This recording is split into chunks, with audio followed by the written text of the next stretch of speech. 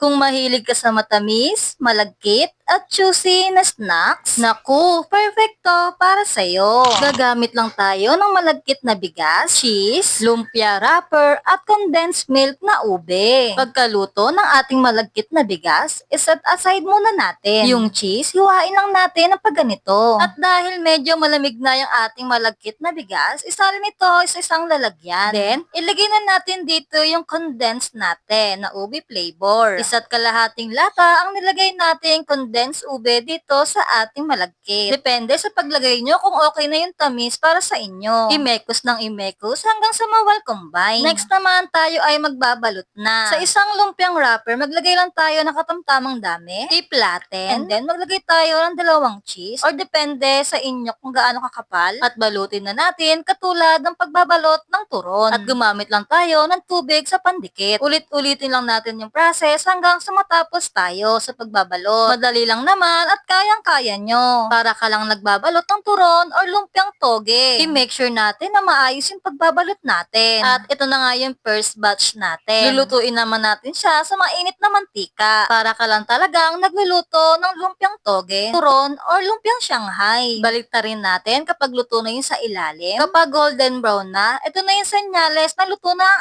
ating ube turon malagkit with cheese. Grabe, amoy pa lang, panalo na. Kung umabot ka sa bidyong ito, pwede bang makahingi ng isang like, share, and follow? At mag-comment na rin sa baba kung nagustuhan nyo ang ating recipe na ito. Ayan, tignan nyo naman to. Crispy sa labas. Pag kinagat mo, boom! Ube plus melted cheese combo. Sobrang sarap. Hindi nakakaumay. Tapos may toppings pa na ube condensed na siyang nagpasarap lalo. Perfect pang merienda o pang negosyo na talaga namang magugustuhan ng inyong pamilya. Salamat sa panonood!